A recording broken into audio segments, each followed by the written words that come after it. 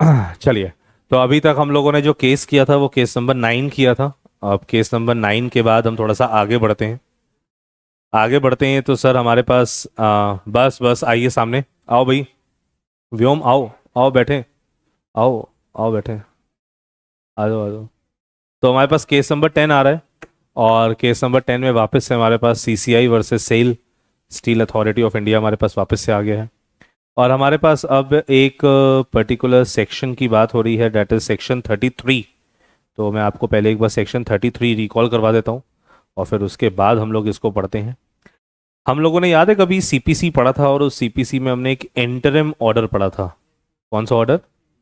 Interim order क्या होता था? तो हम लोगों ने बोला था कि सर कोई प्रोसीडिंग चल रही है और उस प्रोसीडिंग के दौरान कोई टेम्परेरी ऑर्डर पास कर दिया गया है, जब तक प्रोसीडिंग खत्म नहीं हो जाती तब तक के लिए। अच्छा, जैसे हम लोग एक बहुत सिंपल सा एग्जांपल लेते हैं। लेट्स से मेरी प्रॉपर्टी है और मेरी प्रॉपर्टी पर कंस्ट्रक्शन आप करने लग गए बिना मेरी परमिशन के। तो मेरा एक लैंड था, प्लॉट था, उस प्लॉट पे आपने कब्जा किया और उस कब्जा करके आपने उस पर कंस्ट्रक्शन स्टार्ट कर दिया। आपका प्लान है उस पर एक कॉम्प्लेक्स बनाने का 5 फ्लोर का, लेकिन अभी सिर्फ ग्राउंड फ्लोर कंस्ट्रक्ट हुआ है। और मेरे को पता लग गया है कि मेरी प्रॉपर्टी पर आपने क्या स्टार्ट कर दिया है, इलीगल कंस्ट्रक्शन। तो मैंने आपके अगेंस्ट कंप्लेंट फाइल की, लाइक केस फाइल किया। जब हम कोर्ट पहुंचे तो मैंने कोर्ट से सबसे पहली रिक्वेस्ट की कि कोर्ट, इस बात पे डिस्प्यूट है कि ये लैंड किसकी है। डिस्प्यूट तो ये है कि लैंड का ओनर कौन है। तो मैंने बोला लैंड का ओनर तो देखो मैं हूं, मैं ये प्रूफ कर दूंगा। सामने वाली पार्टी यानी आप बोल रहे हो कि सर ये झूठ बोल रहे हैं मिस्टर गगन, लैंड के ओनर तो हम हैं तभी तो कंस्ट्रक्शन कर रहे हैं। तो मैंने बोला कोर्ट देखो मैं प्रूफ कर सकता हूं कि मेरे पास प्रॉपर्टी की ओनरशिप है और प्रॉपर्टी मेरे पास है, तो ये मेरी लैंड पे कंस्ट्रक्शन नहीं कर सकते। तो कोर्ट ने हमारे इस पर्टिकुलर मैटर को फर्दर प्रोसीड किया। बट फर्दर प्रोसीड करने से पहले मैंने कोर्ट से रिक्वेस्ट की कि कोर्ट, जब तक फाइनल ऑर्डर ना आ जाए कि ये लैंड किसकी है, तब तक आप इनकी कंस्ट्रक्शन पे रोक लगा दीजिए। क्योंकि अभी तो सिर्फ ग्राउंड फ्लोर तैयार हुआ है, बट इनका प्लान तो कितने फ्लोर बनाने का है? 5। अब 5 फ्लोर बन जाएंगे तो और नुकसान होएगा। इससे बेहतर है कि सर अभी इनको रोक दिया जाए और इनके कंस्ट्रक्शन पे स्टे लगा दी जाए। Is it possible? अच्छा, कंस्ट्रक्शन पे रोक लगाने का मतलब क्या है? प्रॉपर्टी मेरी हो गई या अभी सिर्फ ये एक टेम्परेरी ऑर्डर है? इसीलिए इसको हमने नाम दिया इंटरिम ऑर्डर। पढ़िए, देखिए क्या लिखा था। सेक्शन 33 कहता है, where during an inquiry, inquiry के दौरान CCI is satisfied that an act in contravention of section 3 subsection 1, section 4 subsection 1 और section 6 has been committed and continues to be committed or that such act is about to be committed। या तो वो commit हो चुका है या commit हो रहा है या कमिट होना है। The commission may by order, बढ़िए इसको इंपॉर्टेंटली हाईलाइट करेंगे, temporarily restrain any party from carrying on such act until the conclusion of such inquiry or until further orders। तो जब तक इंक्वायरी चलेगी तब तक के लिए ये ऑर्डर पास किया जा सकता है, या जब तक फर्दर ऑर्डर ना आ जाए तब तक के लिए ये इंटरिम ऑर्डर प्रिवेल करेगा। इंटरिम ऑर्डर क्या फाइनल ऑर्डर है? नहीं, फाइनल ऑर्डर आने से पहले कोई भी ऑर्डर आता है तो वो कौन सा ऑर्डर है? अभी देखिए हमारे पास एक केस आ रहा है, CCI versus steel authority of India. और इस केस में हमारे पास जो की पॉइंट है वो कौन सा है? Section number 33। और सेक्शन 33 में लिखा है CCI can issue a temporary restraining order. Restraining का मतलब होता है किसी को कोई काम ना करने देना। कोई पर्टिकुलर पर्सन कोई एक्टिविटी करना चाहता है बट हम उसको वो एक्टिविटी करने नहीं दे रहे। Temporary restraining order, that is interim order against a party during an inquiry, and this can be done without notice to the party but only in exceptional circumstances. Supreme court की यहाँ पे कुछ guidance है और supreme court की guidance ये है कि सर सीसीआई जब एज सच कोई भी इंटरिम ऑर्डर इशू करे तो उसके पास उस ऑर्डर को लेकर क्या होना चाहिए? एक रीजन होना चाहिए कि सीसीआई ये पर्टिकुलर जो इंटरिम ऑर्डर पास कर रही है वो क्यों कर रही है। तो हम लोगों ने बोला, जैसे लिखा है, higher satisfaction than prima facie view under section 26 subsection 1। अच्छा, 26 सबसेक्शन 1 में कोई ऑर्डर पास नहीं हो रहा था, वहां सिर्फ प्राइमा फेसी ओपिनियन बन रहा था। बट यहां पे तो क्या पास हो रहा है? ऑर्डर। दोनों में ज्यादा सीरियस कौन सा है? ऑर्डर वाला। सेक्शन 33 वाला जो ऑर्डर है वो ज्यादा सीरियस है। इसीलिए यहां पे लिखा गया है कि यहां पे ये ऑर्डर तभी पास होगा जब एक्चुअल में कॉन्ट्रावेंशन अकर हो गया है, कॉन्ट्रावेंशन अकर हो रहा है या कॉन्ट्रावेंशन अकर होने वाला है। एंड रीस्ट्रेंट ऑर्डर इज नेसेसरी अगर लगेगा। अच्छा, एक मैं स्टेटमेंट और बोलता हूं। हम जब कोर्ट से इंटरिम ऑर्डर की बात करते हैं या यहाँ पे सीसीआई से जब हम इंटरिम ऑर्डर की बात करते हैं तो हमको रीजन देना होता है कि सर हम ये रीस्ट्रेंट ऑर्डर क्यों पास करवा रहे हैं। हम प्रे करते हैं सीसीआई से, रिक्वेस्ट करते हैं कि सर स्टे ऑर्डर लगाया जाए, इंटरिम ऑर्डर पास किया जाए। अच्छा, जब हम सीसीआई से रिक्वेस्ट करते हैं ना तो सीसीआई हमसे लॉजिक भी पूछती है, बताइए आप क्यों इंटरिम ऑर्डर पास करवाना चाहते हैं। तो क्या बोलूं, ये एक सोचा समझा डिसीजन है और हम यहां पे ये प्रूव करते हैं, जैसे वो प्रॉपर्टी वाले केस में हम ये प्रूव करते हैं सर, जैसे मैं ये एक्सप्लेन कर रहा हूं कोर्ट को कि सर देखिए अभी तो सिर्फ ग्राउंड फ्लोर बना है, अगर हमने इनकी कंस्ट्रक्शन पे रोक ना लगाई तो ये तो 5 फ्लोर तैयार कर लेंगे। अच्छा, मान लो 5 फ्लोर तैयार हो जाने के बाद कोर्ट ये बोल दे ये प्रॉपर्टी मिस्टर गगन की है, क्या बोलूं, इररिपेयरेबल लॉस हो जाएगा सामने वाली पार्टी को। अब लैंड तो उनको वापस करनी पड़ेगी बट कंस्ट्रक्शन पे ऑलरेडी पैसा खर्च कर चुके होंगे। अब उनको नुकसान जो होगा वो कैसा होएगा, इररिपेयरेबल, एक ऐसा नुकसान जिसकी भरपाई कर पाना आसान नहीं होगा। इसीलिए कोर्ट इस मैटर में इंटरिम ऑर्डर पास कर देगी। यहां पे भी वैसे ही हो रहा है सर, सीसीआई यहां पे चेक करती है पहले कि क्या ऐसे इंटरिम ऑर्डर की कोई जरूरत है। Evidence shows that without restraint, पढ़िए क्या लिखा है, there is a risk of irreparable damage और एडवर्स इफेक्ट। अगर सीसीआई को लगा कि हम ये ऑर्डर पास नहीं करेंगे तो इररिपेयरेबल लॉस हो जाएगा तो ही वो ऑर्डर पास करेगी, वरना ऑर्डर पास नहीं करेगी। तो क्या बोलो, ये सोचा समझा डिसीजन है, ये कोई प्राइमा फेसी ओपिनियन नहीं है, ये तो एक प्लान्ड डिसीजन है। तभी लिखा supreme court held that interim orders under section 33 can be passed without notice but only in rare और urgent cases where there is clear evidence of contravention and risk of serious harm, तभी ये होएगा, वरना ये possibility नहीं है। ठीक है सर, नीचे आते हैं जरा, आगे बढ़े। तो हम लोगों ने बोला कि सर हमारे पास पावर्स आ रही हैं, चलिए वो भी अभी छोड़ते हैं। सबसे पहले हमारे पास केस नंबर 12 आ रहा है। कौन सा केस आ रहा है, केस नंबर 12, और केस नंबर 12 पे नंबर 143 पे दिया हुआ है और हमारे पास केस देखिए ऊपर क्या लिखा हुआ है, समीर अग्रवाल वर्सेस सीसीआई। कह रहे हैं सर यहां पे सबसे इंपॉर्टेंट क्वेश्चन ये आ रहा है सर कि जब हम सीसीआई के पास कंप्लेन करने जाते हैं तो कंप्लेन करने कौन जा सकता है, क्या कोई भी पर्सन जा सकता है। तो हम लोगों ने सेक्शन 19 का सबसेक्शन 1 पढ़ा और सेक्शन 19 के सबसेक्शन 1 को मैं आपको वापस से देखिए पढ़ाता हूं। सेक्शन 19 का सबसेक्शन 1 कह रहा था कि सर अगर आप सेक्शन 3 या सेक्शन 4 के वायलेशन की वजह से कोई कंप्लेन फाइल करना चाहो तो आप अप्रोच कर सकते हो, किसको, सीसीआई को। सीसीआई के पास अप्रोच कौन करता था, देखिए क्या लिखा हुआ है।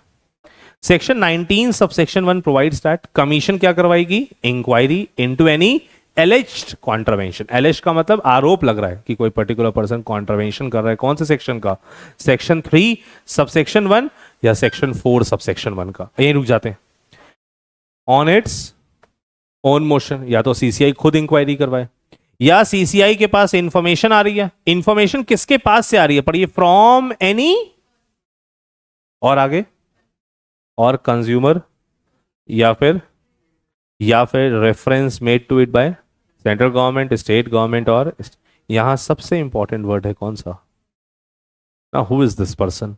पर्सन की डेफिनेशन तो वैसे हम इनकम टैक्स एक्ट में भी पढ़ते थे, आपने पर्सन की डेफिनेशन पढ़ी होगी, वहां पे लास्ट पॉइंट लिखा होता था एनी ज्यूरिडिकल पर्सन, याद है, कोई भी फर्म, कोई भी इंडिविजुअल, कोई भी आर्टिफिशियल पर्सन, सब आते थे, रजिस्टर्ड हो या अनरजिस्टर्ड तो भी आ जाते थे, है ना। यहां पे भी पर्सन की हमको क्या दी हुई है, डेफिनेशन। देखिए डेफिनेशन क्या लिखी हुई है, पर्सन की definition, person includes HUF, company, firm, association of person, body of individual, जिसको आपने एओपी बीओआई बोला होगा, any corporation, any body corporate, any cooperative society, या every other artificial juridical person जो ऊपर कवर नहीं हो रहा वो भी इसमें आ जाता है। तो क्या बोलूं, पर्सन की डेफिनेशन इज वेरी वाइड और सीसीआई के पास कोई भी अप्रोच कर सकता है, क्योंकि हमने वहां पे लिखा था consumer, consumer association, trade association और एनी पर्सन।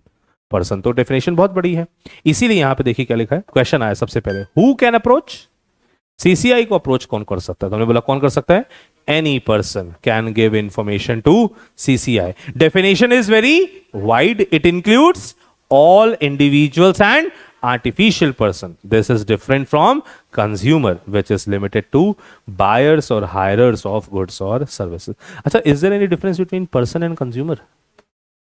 Yes sir, बताइए क्या। मेरा क्वेश्चन, पहले मेरा क्वेश्चन, क्या आर्टिफिशियल पर्सन पर्सन की डेफिनेशन में आता है, नेचुरल आता है, क्या आर्टिफिशियल पर्सन कंज्यूमर की डेफिनेशन में आता है? यस सर, कंज्यूमर तो आर्टिफिशियल पर्सन भी हो सकता है। क्या VG study hub, Arun Setia classes क्या कंज्यूमर नहीं है? बिल्कुल है। क्या कंपनी कंज्यूमर नहीं होती? बिल्कुल होती है। तो फिर जैसे हम लोगों ने बोला एग्जाम्पल के तौर पे, वो दिवाली में हमने अपने एम्प्लॉयज़ को गिफ्ट देना है, तो हमने बल्क में 500 गिफ्ट खरीदे कंपनी ने अपने नाम से, तो क्या कंपनी कंज्यूमर नहीं है? तो कंज्यूमर आर्टिफिशियल पर्सन भी होता है, नेचुरल भी होता है। अच्छा, पर्सन की डेफिनेशन में भी कौन कौन लोग आते हैं? आर्टिफिशियल भी और नेचुरल, बट दोनों में डिफरेंस है। यस और नो? Yes sir. कंज्यूमर सिर्फ वही होता था जो गुड्स खरीदता था या सर्विसेज हायर करता था, बदले में कंसिडरेशन देता था। बदले में क्या देता था? बट पर्सन तो कोई है, हम आप सब पर्सन है। तो किसकी डेफिनेशन वाइडर है? पर्सन की। और किसकी नैरोवर है? कंज्यूमर की। तभी देखो क्या लिखा, this is different from consumer which is limited to only buyer and hirer. But person की डेफिनेशन तो बहुत वाइड है। अच्छा, फिर हमने बोला हम अपील फाइल करना चाहते हैं। क्या करना चाहते हैं? हाँ, सीसीआई के ऑर्डर के अगेंस्ट अपील फाइल करते थे कहां पे? एनसीएलटी में। और फिर अपील फाइल करते थे कहां पे? अपील कौन फाइल करेगा? Who is going to file appeal? हम लॉ कौन सा पढ़ रहे हैं?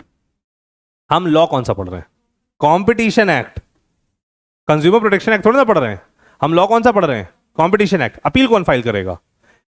Aggrieved person. कौन सा पर्सन? एग्रीव्ड पर्सन तो कोई भी हो सकता है। जिसके अगेंस्ट ऑर्डर आया वो यहां पे अगर उस ऑर्डर से सेटिस्फाइड नहीं है तो वो क्या कर सकता है? अपील कर सकता है। अच्छा, मेरा क्वेश्चन, सर दोनों पार्टी अपील फाइल कर सकती है? हाँ, हो सकती है सर। नहीं, हो सकती है क्रॉस अपील। बता दो कैसे, सुनना ध्यान से। वैष्णवी ने सूट फाइल किया मेरे अगेंस्ट, हो गया सूट फाइल। सीसीआई ने ऑर्डर सुनाया, सीसीआई ने बोला मिस्टर गगन आपने गड़बड़ की है, आपको पेनल्टी पे करनी 10 लाख रुपए। पेनल्टी पे करनी कितनी? वैष्णवी ने कोर्ट से रिक्वेस्ट की थी कि मिस्टर गगन ने क्योंकि कॉन्ट्रवेंशन की है तो इनको पेनल्टी पे करनी पड़े, और इनको इनके इस कॉन्ट्रवेंशन की वजह से मेरे को लॉस हुआ है, तो मेरे को लॉस कॉम्पनसेट करवाया जाए। ठीक है। कोर्ट ने बोला मिस्टर गगन आपने गड़बड़ तो किया, तो आपको पेनल्टी पे करनी पड़ेगी कितने लाख रुपए की? 10 लाख की। तो फिर वैष्णवी ने बोला कोर्ट सर वो हमारा कॉम्पनसेशन, कह रहे नहीं नहीं आपको कॉम्पनसेशन कोई नहीं मिलेगा। अब मैं इस बात से सेटिस्फाइड नहीं हूं कि मेरे ऊपर 10 लाख की पेनल्टी जो लगाई गई है वो गलत है। मैं कह रहा हूं मैंने कोई कॉन्ट्रवेंशन किया ही नहीं, तो जो 10 लाख की पेनल्टी लगी वो क्या है? गलत है। वैष्णवी कह रही है सर मैं भी इस ऑर्डर से सेटिस्फाइड नहीं हूं, आपने इनके ऊपर पेनल्टी तो लगा दी, हमारे कॉम्पनसेशन को लेकर तो कुछ ऑर्डर ही नहीं सुनाया। बताओ, मैं भी सेटिस्फाइड नहीं हूं और वैष्णवी भी सेटिस्फाइड नहीं है। क्या हम दोनों अपील फाइल कर सकते हैं? यस सर, इसको बोलते हैं क्रॉस अपील। हाँ। क्यों रिवीजन क्यों फाइल करेगी? रिवीजन के फाइल हम फाइल क्या करेंगे? रिवीजन में तो तब होता था जब लोअर कोर्ट ने अपनी पावर्स का मिसयूज किया हो, अपनी जुरिस्डिक्शन से बाहर जाके पावर का इस्तेमाल किया हो, तब रिवीजन फाइल होता था। वो तो आप बात कर रहे हो रेफरेंस रिव्यू रिवीजन की, वो यहाँ थोड़ी ना आएगा, है ना। अब यहाँ पे अपील फाइल करना चाहती है कौन? वैष्णवी। मैं भी। Is it possible? यस। तो मेरा question, who is going to file appeal? Aggrieved party. कौन सी पार्टी? हमेशा कोई भी आपसे पूछे ना अपील कौन फाइल करेगा, बोलो हमेशा कौन? एग्रीव पार्टी, जो डिसीजन से सेटिस्फाइड नहीं। ये ना बोलना प्लेंटिफ करेगा, ये भी ना बोलना रिस्पोंडेंट करेगा, ये भी नहीं बोलना जिसके अगेंस्ट ऑर्डर आया है। हमेशा बोलो जो ऑर्डर से सेटिस्फाइड नहीं है वो अपील फाइल करेगा। तो देखिए क्या लिखा है, since section 53B and 53T, 53B कहता है कि आप एनसीएलटी के पास जाओ और 53T कहता है कि आप सुप्रीम कोर्ट के पास जाओ अपील फाइल करने के लिए। They also use any person, वहां पे भी वर्ड क्या लिखे हुए हैं? Any person. Anyone who provides information can be considered aggrieved if CCI refuses to act. बोलिए बात सही है। लेकिन जब कॉम्पनसेशन की बात आएगी तभी भी एनी पर्सन होगा, बट एनी पर्सन वो होगा जिसको एक्चुअल में क्या हुआ है? लॉस या डैमेज। बोलिए कोई दिक्कत? कुछ पूछना हो तो प्लीज बताइए। तो मेरा क्वेश्चन, क्या सीसीआई के पास कोई भी पर्सन जा सकता है? Yes sir. नीचे आइए देखिए क्या लिखा है, supreme court held that any person can inform CCI of anti competitive practices and also appeal if CCI rejects the information. However only those who actually suffer loss और डैमेज कैन क्लेम कॉम्पनसेशन। तो complain तो कोई भी file कर सकता है, but compensation सिर्फ वही डिमांड करेगा जिसको नुकसान हुआ है। बोलो क्या बात सही है? और ये बहुत जेन्युइन सी बात है कि भाई अगर देखो मेरे सामने कोई कंपटीशन एक्ट के प्रोविजंस का वायलेशन कर रहा है तो मैं कंप्लेन तो कर ही सकता हूं, लेकिन मैं कॉम्पनसेशन थोड़ी ना डिमांड करूंगा। मैं तो बस ये बोलूंगा अगर मेरे को लॉस हो रहा है तो मैं कॉम्पनसेशन डिमांड करूंगा, वरना मैं कॉम्पनसेशन डिमांड। अच्छा, क्या मैं कोर्ट से ऐसे कह सकता हूँ, कोर्ट देखो मैं एक अच्छा नागरिक हूँ, मेरे सामने कंपटीशन एक्ट के प्रोविजन का वायलेशन हो रहा था, मैं कोर्ट में मैटर ले आया, इसलिए मेरे को कॉम्पनसेशन दिया जाए, ये कोई रिवॉर्ड थोड़ी ना मिल रहा है आपको यहाँ पे। तो ऐसी सिचुएशन में ध्यान रखिएगा, कॉम्पनसेशन सिर्फ तब मिलेगा जब लॉस हो रहा है, अगर लॉस नहीं है तो कॉम्पनसेशन भी नहीं। अब कंप्लेन आप किसी की भी कर सकते हो, अगर आपको पता लगता है कि मार्केट में किसी भी तरीके के किसी भी कंपटीशन एक्ट के प्रोविजन का वायलेशन हो रहा है तो आप उसके अगेंस्ट क्या कर दो, कंप्लेन फाइल कर दो।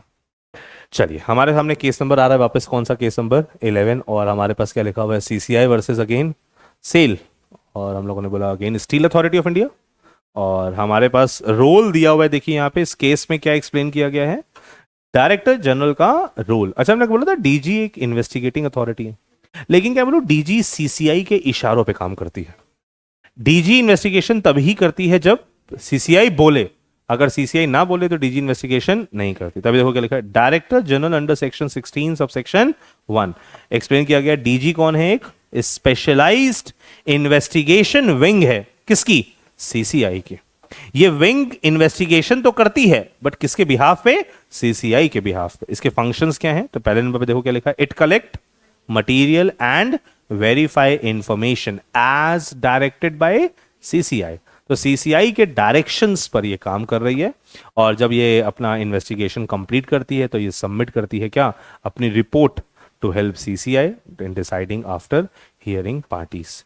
इंक्वायरी कब स्टार्ट होती है, तो हम लोगों ने बोला कि सर एक इंक्वायरी कब स्टार्ट होती थी, तो देखिए क्या लिखा है, an inquiry commences when CCI under section 26 subsection 1 directs the DG to investigate, the inquiry continues until DG submits report. क्या बोलूं, डीजी की अगर नेचर देखें तो DG is only a fact finding. अच्छा, डीजी को डिसीजन लेता है, सिर्फ ये फैक्ट्स ढूंढ के बताता है, कलेक्ट करता है फैक्ट्स को और एविडेंसेस एनालाइज करता है। Disease report is recommendatory, not DG ने अपनी रिपोर्ट में जो लिखा और सीसीआई उसको फॉलो करेगा ही करेगा, ये जरूरी नहीं है। Final decision on contravention only rest with CCI. तो तभी हम लोगों ने क्रक्स, सुप्रीम कोर्ट यहां पे क्लैरिफाई करता है कि DG acts only as CCI's investigation arm, DG report only recommends finding, but CCI has the ultimate authority to decide whether the act has been violated. तो मेरा क्वेश्चन, डिसीजन लेने की power किसके पास है, डिसीजन लेने के लिए मदद सीसीआई किसकी ले रहा है, डीजी। डीजी उसकी कैसे मदद कर रहा है, इन्वेस्टिगेशन करके वो फैक्ट्स के बारे में पता लगाता है, जिससे सीसीआई को डिसीजन लेना आसान हो जाता है। बट अगर इन्वेस्टिगेटिंग रिपोर्ट में मान लो डीजी ने कोई चीज मेंशन की, तो क्या सीसीआई के ऊपर बाइंडिंग है कि उसको वो माने ही माने, या वो सिर्फ रिकमेंडेटरी है, वो रिकमेंडेटरी है। लेकिन क्या मैं बोलूं, कल को क्वेश्चनिंग हो सकती है कि डीजी ने अपनी इन्वेस्टिगेशन रिपोर्ट में ये लिखा था तो सीसीआई आपने डिसीजन क्यों बदला, वो हो सकता है। बट लेकिन वैसे सीसीआई के पास फुल फ्लेज्ड पावर है कि वो इन्वेस्टिगेशन रिपोर्ट के अगेंस्ट भी जाके डिसीजन लेना चाहे तो ले सकती है। इजी, पक्की बात। तो हमारे पास कौन कौन से केस हो गए, अब देखिए कि कौन कौन से बच गए, अब कौन कौन से केस बच गए, 6 और थर्ड और सेकंड, ठीक है। कह रहे सर देखिए, आइए केस नंबर 6 पे आते हैं केस नंबर 6 पे।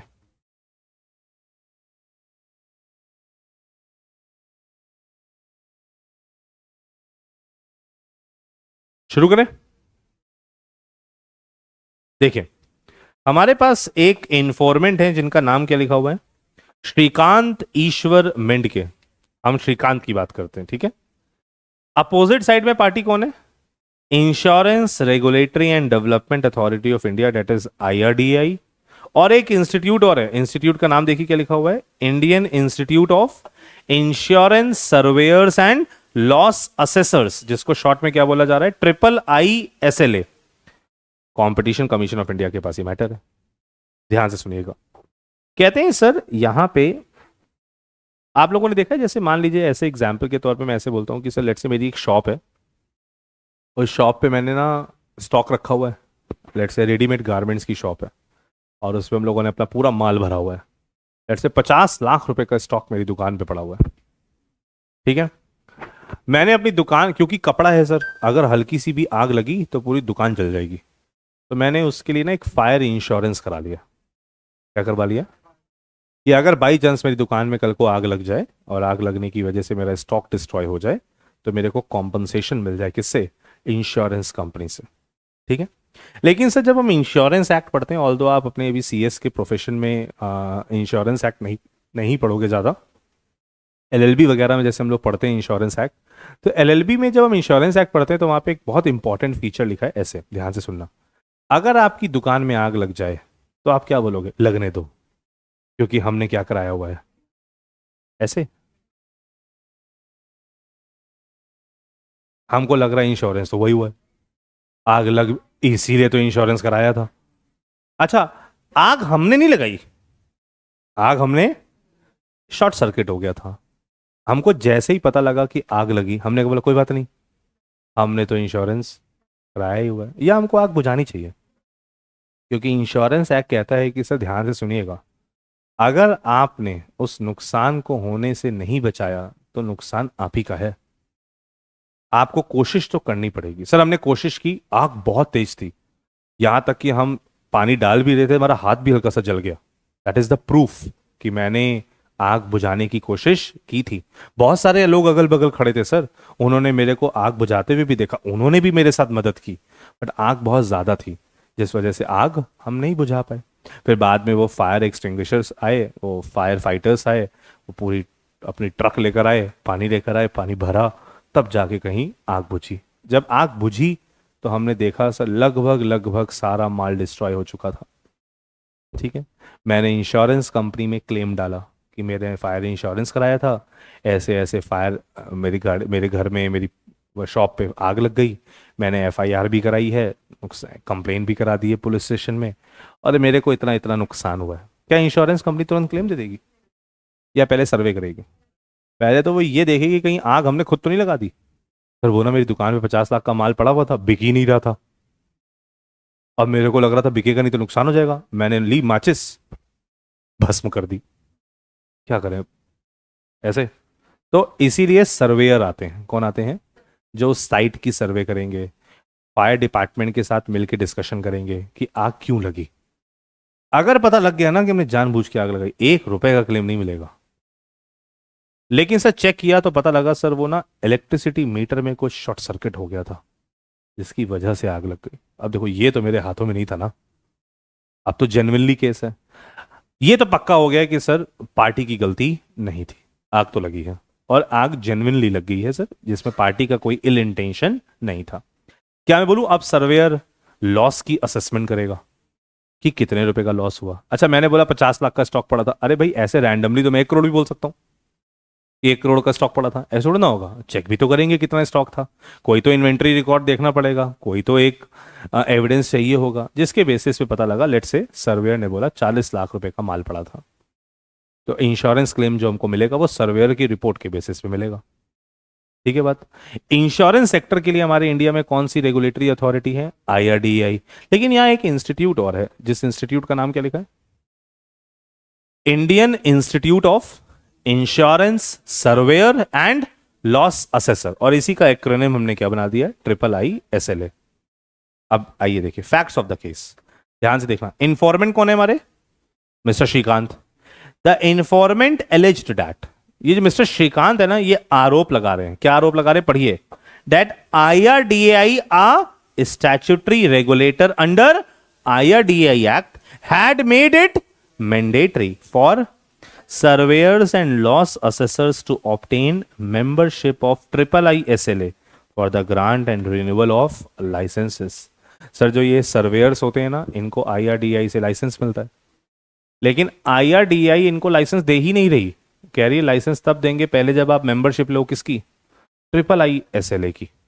वो लॉस सर्वेयर कह रहा है मेरे को मेंबरशिप नहीं लेनी, कह रहे हम लाइसेंस नहीं देंगे। क्या मैं बोलूं? IRDAI डोमिनेंट पोजीशन का अब्यूज कर रहा है, क्योंकि उसको पता है कि इंश्योरेंस सेक्टर के लिए तो अकेले हम ही हैं, हम जो बोलेंगे वो करना पड़ेगा। क्या अब्यूज है? This allegedly amounted to an abuse of regulatory power and led to anti competitive practices. अब देखो जैसे ही मैंने तुमको ये फैक्ट्स बताए तो तुमने प्राइमा फेसी ओपिनियन बनाया। क्या बनाया? ये सब देखने में लग तो रहा है कि शायद आईआरडीआई अपनी मार्केट में डोमिनेंट पोजीशन का क्या कर रहा है। अच्छा, आईआरडीआई की डोमिनेंट पोजीशन है? वो तो है ही है सर, क्योंकि इंश्योरेंस सेक्टर के लिए तो और कोई रेगुलेटरी अथॉरिटी है ही नहीं। ट्रिपल आई एसएलए कौन है? एक बॉडी है जो प्रमोट की जा रही है किसके द्वारा? आईआरडीआई के द्वारा, to regulate surveyors and loss assessors. लेकिन अगर हम बहुत ध्यान से देखें सर, क्या आपको लगता नहीं है कि जो सर जो लॉस सर्वेयर्स, जो लॉस असेसर्स होते हैं, जो सर्वेयर्स होते हैं, इन पे भी कंट्रोल होना चाहिए? क्योंकि ऐसे तो फिर कोई भी मुंह उठा के बोलेगा हम लॉस असेसर है। बोलो बात सही है? पता नहीं उसके पास नॉलेज है असेसमेंट करने की या नहीं है। इसीलिए आईआरडीआई इन असेसर्स को भी रेगुलेट करना चाहता है। अब ये तो वही बात हो गई कि भैया अगर लॉस सर्वेयर बनना है या लॉस असेसर बनना है तो पहले इस इंस्टीट्यूट का पार्ट बनिए, सो दैट ये इंस्टीट्यूट आपको जान सके कि आप एक्चुअल में हो कौन, लॉस असेसर बनने के लायक हो भी या नहीं हो। आईआरडीआई का ये कंटेंशन है। और इन्फॉर्मेंट मिस्टर श्रीकांत का क्या कंटेंशन है कि आईआरडीआई अपनी डोमिनेंट पोजीशन का अब्यूज कर रहे हैं। इशू क्या है? Whether the act of IRDI and triple ISLA in mandating membership for licensing falls within the ambit of competition act. सबसे पहले तुमको ये चेक करना है कि आईआरडीआई और ट्रिपल आईएसएलए क्या इन पे कंपटीशन एक्ट लागू भी होता है? क्योंकि कंपटीशन एक्ट लागू होता था इंटरप्राइजेस पे, तो हमको पहले चेक करना होगा कि ये इंटरप्राइज की डेफिनेशन में आते भी हैं या। फिर दूसरे नंबर पे, कैन सीसीआई रिव्यू और interfere with the decisions taken by statutory regulators in exercise of their regulatory power. देखा जाए तो आईआरडीआई भी तो रेगुलेटरी पावर का इस्तेमाल कर रही है, तो क्या सीसीआई बीच में यहां आए और आईआरडीआई को मना कर दे कि आप जो कर रहे हो वो सही नहीं है या वो जो आप कर रहे हो वो सही है? ये दो क्वेश्चंस हैं। और डिसीजन देखिए क्या लिखा गया। सीसीआई हेल्ड दैट, सीसीआई ने सबसे पहले डिसीजन क्या लिया है? आईआरडीआई कौन है? एक स्टैट्यूटरी रेगुलेटर है जो डिस्चार्ज करता है अपने functions under the law. The functions in question that is making triple I SLA membership mandatory were regulatory and nature, not purely commercial और इकोनॉमिक। अब मेरा क्वेश्चन, ये तो सीसीआई ने साफ क्या बोल दिया कि ये जो मेंबरशिप लेने की बात हो रही है ये तो इकोनॉमिक नेचर की है ही नहीं। इकोनॉमिक नेचर की नहीं है तो फिर इंटरप्राइज की डेफिनेशन में भी नहीं आएगी। And relying on the judgment of Delhi high court judgment in ICAI versus CCI, the CCI noted that competition act does not empower CCI to act as an appellate forum over regulatory decisions of statutory bodies। कह रहे हैं CCI कोई appellate authority नहीं है कि आप IRDI के decision से सेटिस्फाइड नहीं हो तो अपील फाइल करने आगे कहां पे? सीसीआई में। ये करना अलाउड नहीं है। Regulatory functions are beyond the scrutiny of CCI. CCI के पास पावर नहीं है कि वो किसी अथॉरिटी के कौन से फंक्शंस को स्क्रूटनाइज करे? रेगुलेटरी फंक्शंस को। However where a statutory body engages in purely economic or commercial activities, such activities may be examined under the competition act. हाँ, लेकिन अगर कोई स्टैट्यूटरी अथॉरिटी कौन सी एक्टिविटीज कर रही है? प्योरली इकोनॉमिक और कमर्शियल, तो वो यहां पे कवर हो सकती है। बट यहां तो ऊपर साफ मना कर दिया गया है कि जो फंक्शंस यहाँ पे इन क्वेश्चंस हैं ये तो रेगुलेटरी इन नेचर हैं, ये तो कमर्शियल और इकोनॉमिक है ही नहीं। तो in this case since the इम्प्यून्ड action was regulatory. What do you mean by इम्प्यून्ड action? इम्प्यून्ड action का मतलब होता है वो एक्शन जिसकी वजह से ये मैटर रेज हुआ है। तो पहले तो आईआरडीआई ने डिसीजन लिया था कि आपको मेंबरशिप लेनी होगी, आप उस डिसीजन से सेटिस्फाई नहीं हो, इस वजह से आप सीसीआई के पास आ गए। तो सीसीआई यहां पे साफ कह रही है there is no contravention of the Competition Act was made out. Therefore, the information was closed under section 26 subsection 2 of the Competition Act, क्योंकि कोई prima facie केस है ही नहीं। Consequently, रिक्वेस्ट की गई फॉर interim relief, उसको भी यहाँ पे क्या कर दिया गया? रिजेक्ट कर दिया गया। और क्रक्स ऑफ द केस क्या बना कि जो रेगुलेटरी डिसीजंस होते हैं किसके? स्टैट्यूटरी अथॉरिटी के, वो सीसीआई की जुरिस्डिक्शन से बाहर हैं। CCI jurisdiction extends only to economic और commercial activities, not regulatory functions। बोलिए क्या बात सही है? डन? कोई दिक्कत? केस कौन सा था हमारे पास? श्रीकांत जी हमारे यहाँ पे कौन थे? श्रीकांत जी हमारे यहाँ पे कौन थे? इन्फॉर्मेंट। और सामने अगेंस्ट में पार्टीज कौन कौन थी? एक आईआरडीआई और एक triple I SLA. Triple I SLA क्या है? Indian institute of insurance surveyor's and loss assessor. Matter किसके पास था? सीसीआई के पास। किसके पास था? और सीसीआई ने इस मैटर को रिजेक्ट कर दिया। क्या कर दिया? रिजेक्ट। Case number 6। अब कौन कौन से केस बचे? सेकेंड और थर्ड में तो कोई दिक्कत नहीं होगी आपको, तो नॉर्मल सा केस है। इसमें बस खाली ये बताया गया है कि जो कंपटीशन एक्ट है इसका मेन पर्पस क्या है, यानी ऑब्जेक्टिव क्या है, इनके पर्पस क्या है। तो ये तो हम लोगों ने वैसे भी कंपटीशन एक्ट पढ़ते समय भी पढ़े थे, तो इसमें कोई इतनी दिक्कत नहीं होगी। नॉर्मल अगर देखते हैं तो ऊपर देखिए क्या लिखा हुआ है सर। जैसे ये जो कंपटीशन एक्ट है ये किस लिए बनाया गया है? To prevent monopolies and concentration of economic power that could harm the trade freedom. ये क्या होता है sir? Concentration of economic power. जैसे आपने अभी देखा होगा, लाइक कांग्रेस गवर्नमेंट बीजेपी पे बहुत आरोप लगाती है कि बीजेपी सिर्फ अडानी को प्रमोट करते रहते हैं। किसको प्रमोट करते रहते हैं? और ये देखो, ये बात गलत है। हम ऐसे भी बोलते हैं, बहुत लोग ऐसे भी बोलते हैं कि हमारे देश को अंबानी अडानी चला रहे हैं। ऐसे लोग भी बोलते हैं। कुछ कुछ लोगों का ऐसा मानना है कि हमारे देश को कौन चला रहा है? अंबानी अडानी। क्योंकि अभी प्रेजेंट टाइम पे जो बीजेपी गवर्नमेंट है ना, वो अंबानी अडानी के बहुत फेवर में है। अच्छा, ये देखा गया है कि पिछले 20 सालों से अंबानी के फेवर में सारी गवर्नमेंट है। मतलब मुकेश अंबानी की अगर हम बात करें तो मुकेश अंबानी डोनेशन कांग्रेस को भी देते हैं, बीजेपी को भी देते हैं। कहते हैं भैया रूलिंग पार्टी तुम बनो या तुम बनो, हमको फर्क नहीं पड़ता, हम डोनेशन दोनों को देंगे। उससे ये होगा कि अगर कल को कांग्रेस गवर्नमेंट सेंट्रल गवर्नमेंट बन जाती है तो भी अंबानी के फेवर में, और बीजेपी गवर्नमेंट बन जाती है तो भी अंबानी के फेवर में। लेकिन अडानी जी थे गुजरात के। अडानी जी कहाँ के थे? ऐसी सिचुएशन में फिर फेवर किया उन्होंने किस? अडानी जी थे गुजरात के, और मोदी जी भी कहाँ के? अमित शाह भी कहाँ के? फेवर किया किसको? फेवर किया किसको? अडानी को। जिसकी वजह से हुआ कि ऐसे बोला जा रहा है कि जब बीजेपी गवर्नमेंट 2014 में आई उस टाइम पे अडानी की नेटवर्थ वॉज $7 बिलियन। कितनी डॉलर? आज $100 बिलियन से ज्यादा हो गई है। इसका मतलब अगर आपके साथ आपके साथ सपोर्ट में विधायक जी नहीं है, सांसद भी नहीं है, प्रधानमंत्री खुद हैं। अब आप बताइए, इतना बड़ा सपोर्ट अगर मिल जाए तो $7 बिलियन से डॉलर से कहां पहुंच गए? $100 बिलियन। एक टाइम ऐसा भी था जब $140 बिलियन नेटवर्थ हो गई थी। अंबानी जी से भी ऊपर पहुंच गए थे अडानी जी। सिर पे हाथ किसका है? प्राइम मिनिस्टर का। पॉसिबल? इससे लेकिन सर एक दिक्कत है। दिक्कत बताएं क्या है? Concentration of economic power. हमने सारी इकोनॉमिक पावर क्या कर दी है? एक या दो लोगों के हाथों में थमा दी है। अब वो इसका मिसयूज बड़ी आसानी से कर सकते हैं। यही होता था जब आपने कभी पढ़ा था इकोनॉमिक्स में, poor are getting more poorer, rich are getting more richer, ऐसे पढ़ा था ना? वो यही था। यही होती है इनइक्वालिटी। इक्वालिटी नहीं है, क्या है? Between rich and a poor. और ये हमारे इंडिया में बहुत है। जैसे हम अपने इंडिया में बोलते हैं कि हमारे इंडिया में अराउंड 2% से कम पॉपुलेशन, कितनी? 2% से कम इंडियन पॉपुलेशन हमारे इंडिया की 90% से ज्यादा वेल्थ होल्ड करती है। मतलब हमारे इंडिया में अगर 90% वेल्थ है तो वो कितने लोगों के हाथों में? Less than 2% population. तो ये तो एक बहुत बड़ा डिस्पैरिटी हो गया, लाइक एक बहुत बड़ा डिफरेंस है। और ये जो कानून बनाया गया ना, ये इसीलिए बनाया गया कि हम किसको रोकना चाहते हैं? मोनोपोली को। हम किसको रोकना चाहते हैं? Concentration of economic power. क्योंकि अगर ये ना रुका तो ये नुकसान पहुंचाएगा किसको? ट्रेड फ्रीडम को। किसको नुकसान पहुंचाएगा? ट्रेड फ्रीडम को। इसीलिए हमारे इंडियन कंपटीशन लॉ के कुछ ऑब्जेक्टिव्स हैं। जैसे ये प्रमोट करता है किसको? इकोनॉमिक ग्रोथ को, एंटरप्रेन्योरशिप को और एम्प्लॉयमेंट को। ये इंश्योर करता है higher living standards and protect economic rights. It support inclusive and sustainable development. It encourage economic democracy. It strengthen good governance in market. तो ये बहुत बेसिक से लॉज हैं। बहुत बहुत बेसिक सा केस स्टडी है जिसमें हमको ये बताया गया है कि एक्चुअल में ये पर्टिकुलर कानून है क्या।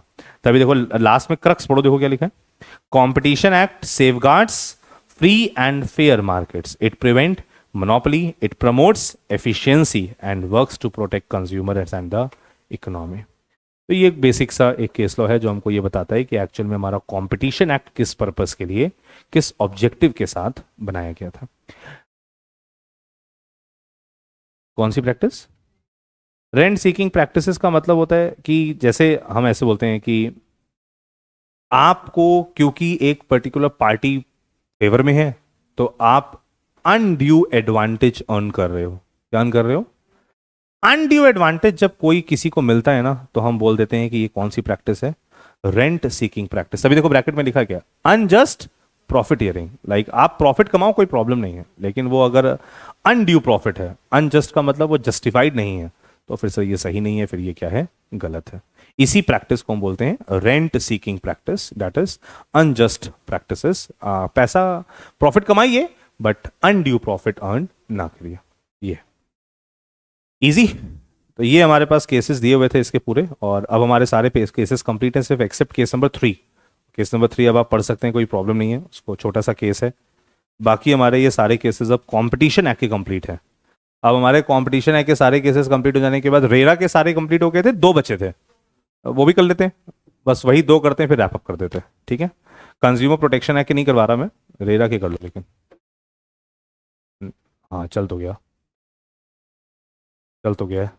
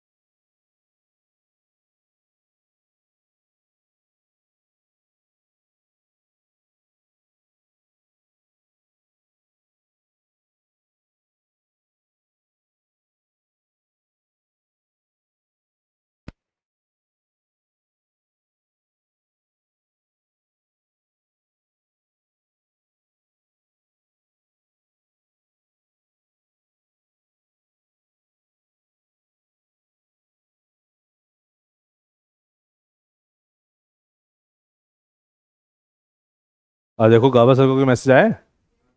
क्या? वाह। अच्छा वॉइस नोट भेजा, कोई कोई बात नहीं, कोई बात नहीं। क्या बोला उन्होंने, क्लास है? क्लास तो है बट ऑनलाइन है, हाँ। अभी वो निकले ही नहीं होंगे घर से क्योंकि वो है।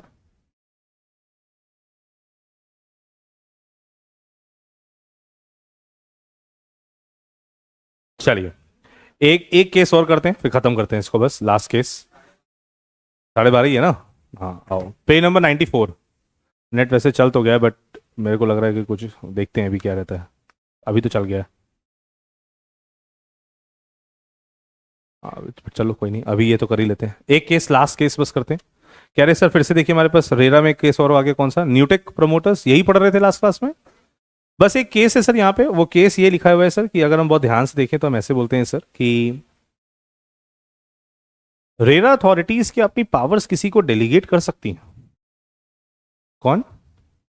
रेरा अथॉरिटीज क्या अपनी पावर्स किसी को डेलीगेट करना चाहे तो कर सकती हैं?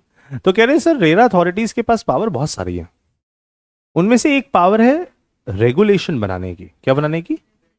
हम लोगों ने पढ़ा था ना, एक तो होता था एक्ट, एक होते थे रूल्स, और एक होते थे रेगुलेशन। रूल्स बनाती थी सेंट्रल गवर्नमेंट, जैसे एमसीए ने बनाए थे कंपनी एक्ट, कंपनीज एक्ट में कंपनीज एक्ट के अलग अलग रूल्स। लेकिन सेबी ने बनाई थी रेगुलेशंस, एलओडीआर, आईसीडीआर। वैसे ही जब रेरा अथॉरिटीज कोई कानून बनाएंगी तो वो क्या बनाएंगी? रेगुलेशन। इस पर्टिकुलर केस में सिर्फ हमको बस इतना बोला गया है कि सर एक सेक्शन है, कौन सा सेक्शन? 81। बस ये यही पढ़ना है हमको, बस इतना सा पैराग्राफ। ये कहता है कि it allows RERA authority to delegate its powers and functions to any of its members. यानी रेरा अथॉरिटी अगर अपने मेंबर्स को कुछ पावर डेलीगेट करना चाहे तो कर सकती है, लेकिन except the power to make regulation. इसका मतलब अगर रेरा अथॉरिटी अपने मेंबर को रेगुलेशन बनाने की पावर डेलीगेट करना चाहती है तो वो अलाउड नहीं है, बाकी कोई पावर डेलीगेट करना चाहती है तो कर दे। तो क्या मैं बोलूं, पावर डेलीगेट हो सकती है या नहीं हो सकती? हो सकती है। सिर्फ कौन सी नहीं हो सकती? रेगुलेशन बनाने की पावर रेरा अथॉरिटी डेलीगेट नहीं करती।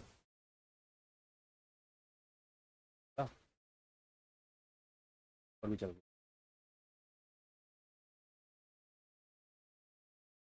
हाँ। फिर नीचे आ रहे हैं सर, लिखा है the purpose of such delegation is expeditious disposal of complaints और एप्लीकेशंस। ये कह रहे हैं ये जो पावर डेलीगेट की जाती है वो इसलिए की जाती है सो दैट अगर कोई पर्टिकुलर मैटर रेरा अथॉरिटी के पास आए तो उस मैटर को जल्दी से जल्दी क्या किया जा सके, डिस्पोज ऑफ किया जा सके। Hence a single member of the authority can lawfully decide complaint if such powers are delegated by general or special order. तो हम लोगों ने बोला अगर मान लीजिए रेरा अथॉरिटी में 5 मेंबर हैं, कितने मेंबर हैं, और कोई रेरा अथॉरिटी के पास कंप्लेंट आती है तो क्या वो कंप्लेंट वो पांचों मेंबर मिलकर रिजॉल्व करें या कोई एक भी कर सकता है? अगर उस एक मेंबर के पास पावर है तो, अगर रेरा अथॉरिटी ने उनको पावर डेलीगेट की है तो।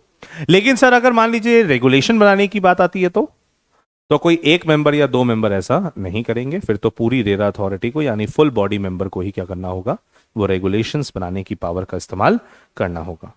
ठीक है, फिर नीचे आते हैं सर, कह रहे हैं अगर हम बहुत ध्यान से देखें तो हम ऐसे बोलते हैं, देखिए क्या लिखा हुआ है, section 81 clearly permits delegation with only section 85 excluded. Section 85 में रेगुलेशन बनाने की पावर थी, उसको हमने एक्सक्लूड कर दिया, बाकी हमने क्लियरली मेंशन किया है कि डेलीगेशन अलाउड है। तो कोर्ट को भी जब इंटरप्रिटेशन करनी हो तो इस लेजिस्लेटिव इंटेंट के साथ ही इंटरप्रिटेशन करे कि डेलीगेशन रेरा अथॉरिटीज को क्या किया गया है, अलाउ किया गया है, सिर्फ एक मैटर में नहीं बाकी सब में अलाउड है।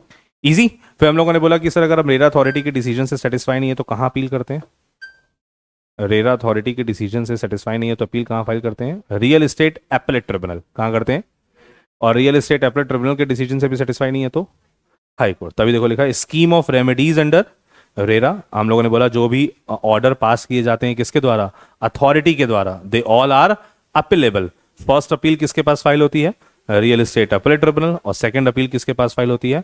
High court. तो इसमें कोई प्रॉब्लम नहीं है। If there is any error in computation और refund amount the same can be corrected at the appellate stage. तो इसमें कोई दिक्कत नहीं है। सही है यहां तक?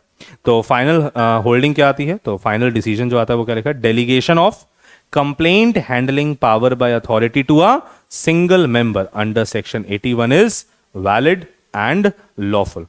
Such delegation does not violate the scheme of RERA because adequate appellate remedies are existing in nature. तभी यहां पे हम लोगों ने बोला क्या कोई भी पावर डेलीगेट हो सकती है? क्या कोई भी पावर डेलीगेट हो सकती है? सारी हो सकती हैं, सिर्फ एक छोड़ के। कौन सी छोड़ के? सेक्शन 85 छोड़ के। सेक्शन 85 में क्या था? रेरा अथॉरिटी के पास पावर थी टू मेक रेगुलेशंस। तो रेगुलेशन बनाने की पावर आज भी किसके पास है? रेरा अथॉरिटी के पास। ये पावर हमने उनसे नहीं छीनी है। लेकिन अगर रेरा अथॉरिटी पावर इसके अलावा कोई और अपने मेंबर्स को डेलीगेट करना चाहे तो कर सकती है, इसमें कोई भी प्रॉब्लम नहीं है। तो मेरा क्वेश्चन, सर हमने रेरा अथॉरिटी के पास कंप्लेंट फाइल की, रेरा अथॉरिटी में पूरी बॉडी में 5 मेंबर हैं, बट उनमें से डिसीजन सिर्फ एक ही ने ले लिया, काम चलेगा? सिर्फ एक मेंबर भी अगर डिसीजन ले रहा है तो काम चलेगा। अगर आप उससे सेटिस्फाई नहीं हो तो अपील कर दो, लेकिन उस एक मेंबर के पास डेलीगेटेड पावर होनी चाहिए। क्या होनी चाहिए? अगर डेलीगेटेड पावर है तो ठीक है, अगर पावर नहीं है तो फिर गड़बड़ है। बोलिए सही। तो ये हमारे सामने रेरा के सारे केसेस आते हैं। अब आप रेरा के सारे केसेस पढ़ सकते हैं। अब हम बताते हैं, अब अगर हम बात करेंगे हमारे कौन कौन से केसेस बच गए हैं, तो एक केस बचा है FCRA का, मनी लॉन्ड्रिंग के कुछ 2-3 केसेस हैं, और 2-3 केसेस कुछ कंज्यूमर प्रोटेक्शन एक्ट के भी हैं, और apart from that 2-3 cases FEMA के हैं। ये केसेस हमारे बचे हैं। तो हम लोग अब उनको तो नेक्स्ट क्लास में ही करेंगे क्योंकि अभी क्लास तो बंद ही है, तो बाद में कर लेंगे। बट ये है कि परसों जब आप आइएगा तो आप कोशिश करिएगा कि रेरा, FCRA, कंपटीशन और कंज्यूमर प्रोटेक्शन एक्ट, इनके सारे केसेस पढ़ कर आइएगा। कौन कौन से?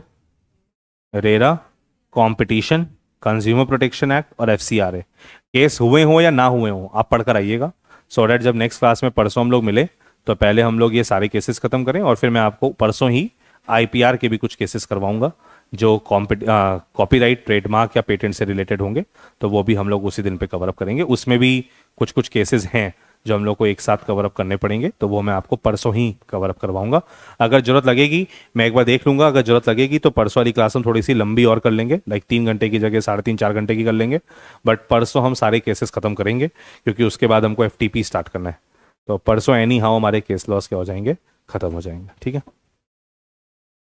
हाँ नहीं, रेरा, FCRA, कंपटीशन और कंज्यूमर प्रोटेक्शन एक्ट। फैमा में करवाऊंगा, मनी लॉन्ड्रिंग में करवाऊंगा, बाकी 4 आप एक बार पढ़कर आइएगा, सो डैट कुछ बचा होगा तो उसमें कर लेंगे, बाकी अदरवाइज वो 2 चैप्टर करेंगे और आईपीआर करेंगे। ठीक है, चलिए तो अभी इसको यहीं रैप अप करते हैं। अब नेट चल नहीं रहा है प्रॉपर तरीके से, अभी भी बीच में डिस्कनेक्ट हो रहा है, तो बाकी जैसा भी होगा फिर परसों तो हम लोग इसको कैरी ऑन करेंगे ही। ठीक है।